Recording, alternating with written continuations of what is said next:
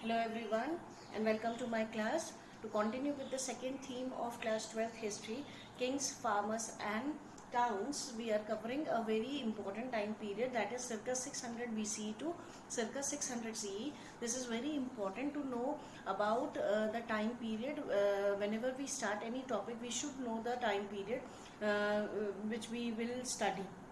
Reason being, in history, whatever that we deals with, it deals with past, right? So time period is very important. Different things happen during different time frames, so we are discussing an important time period here. Now in this video I'll be discussing about the differences in the rural societies. In my previous video I have discussed about the life of the common people during these centuries. We have discussed throughout, till so far we have discussed about the political history in during these centuries, which dynasties or which kingdoms emerged on Indian soil, right? So politically we get so much information from different sources, but when it comes to the lives of the common people, we are largely dependent on the indirect sources that I have discussed in my previous video. Now to continue with the life in the rural society, there are information which is available again in direct way, which tells us that a differentiation was there among the people who are living in the rural societies.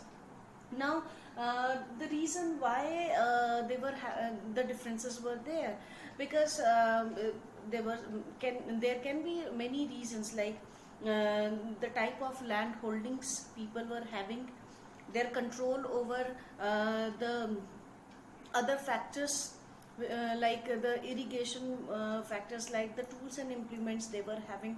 So there were different reasons for we can say that there were differences among the farmers, among the peasants during that century. The people engaged in the agricultural field, they were divided into different categories, and we do get information about people of different categories from different sources.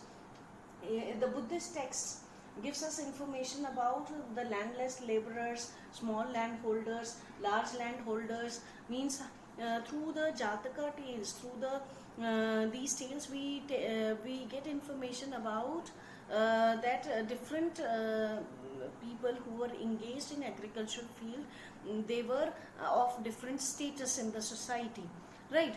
Some of them were very well off, right, because they probably were having large land holdings, better access to other factors, like animals, like cattle they were having.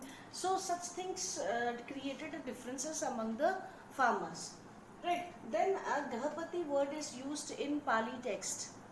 Most of the Buddhist texts were written in Pali language, and Gahapati word is used for the householder, or the master of the house, right? The owner of the house, who were having control over the family members, who were having control over the slaves, and the servants, right? So and other resources like the land, like the house, like the cattle. So such a person is the main head of the family, is probably the term was used for him was Gehapati, right? Now again this shows that there was within families there were differences among the family members, right? And in India patriarchal society was prominent at that time. The leading head was the male member of the family. Now the large landholders or the village headman often controls the other cultivators, right? There were people who were in high position, probably hereditarily they were at the high position, like the village headmen, like the large landholders who were having more property, they might control the other small farmers. They organized their activities, they supervised their work, right? This might be done by the people in rural society.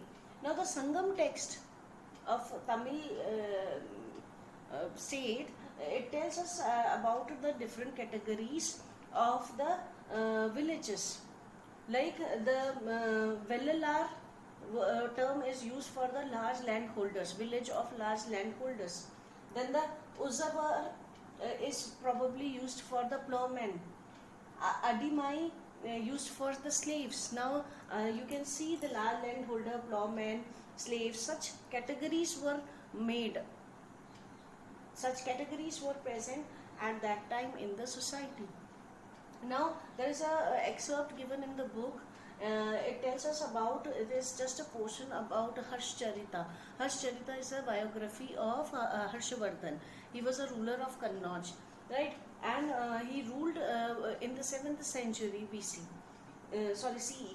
And this Harshcharita was written by Banabhat, his court poet, and this Harshcharita was written in Sanskrit language, and it describes the people living in the outskirts of a forest in Vindhya region, how they were largely engaged in agricultural work, and they were not producing the same thing, they were producing different crops, and how they were largely dependent on the forests for various products, and they used to carry these products for the trading purpose.